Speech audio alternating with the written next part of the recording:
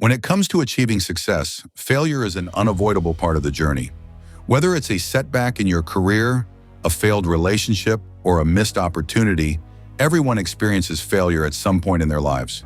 However, what sets successful people apart from the rest is their ability to bounce back from failure and use it as a stepping stone toward future success. This video really comes down to two simple ideas. First, failure isn't the end of the world. It's not as bad as you think, and it happens to everyone. Second, what matters is learning from it, growing stronger, and trying again in a more innovative way. You know that sinking feeling you get when something you worked so hard for just falls apart? It's quiet at first, the shock, the disbelief, and then it hits. The disappointment, the self-doubt, the endless replay of what went wrong. Failure has this strange way of making everything else feel small. Your confidence, your progress, your sense of direction, all of it gets crushed under the weight of one bad outcome. But here's the truth nobody really tells you. Failure isn't the end of your story. It's the messy, painful, but necessary middle part. Let's start here. Everyone fails. Not the cliche kind of, oh, I failed once, but then succeeded instantly. I'm talking about absolute failure. The kind that hurts, embarrasses you, and makes you question everything you thought you knew. Think about Thomas Edison. The man who invented the light bulb once said, "I have not failed.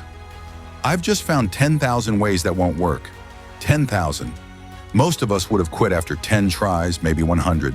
But that's what separates people who grow from failure and people who get stuck in it, the mindset. Edison saw it as a redirection, and maybe that's where we all need to begin. Not with trying to avoid failure, but with learning how to use it. Let's be honest, bouncing back doesn't happen overnight. It's not like you fail on Monday, and by Friday you're suddenly enlightened. When you fail, your brain goes into protection mode.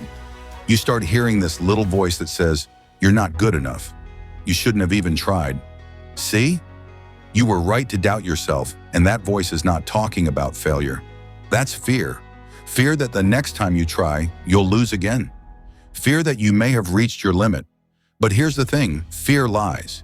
Every successful person you admire has felt that same voice and still moved forward anyway.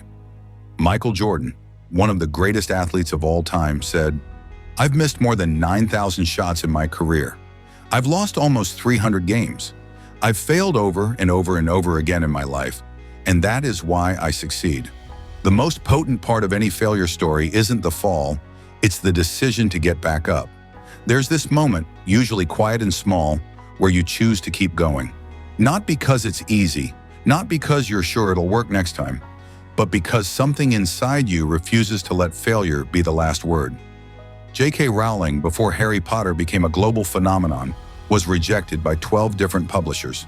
She was unemployed, broke, and raising a child on her own. Years later, she said, "Failure meant a stripping away of the inessential. I stopped pretending to myself that I was anything other than what I was, and began to direct all my energy into finishing the only work that mattered to me."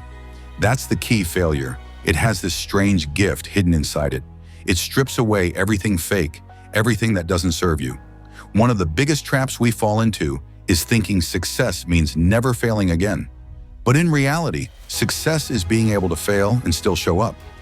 The world celebrates the highlight reel, but behind every achievement, you'll find invisible failure. The businesses that went bankrupt before the breakthrough startup, the drafts no one read before the bestseller, the hundreds of rejections before that yes. Steve Jobs once said, after being fired from his own company, "Getting fired from Apple was the best thing that could have ever happened to me."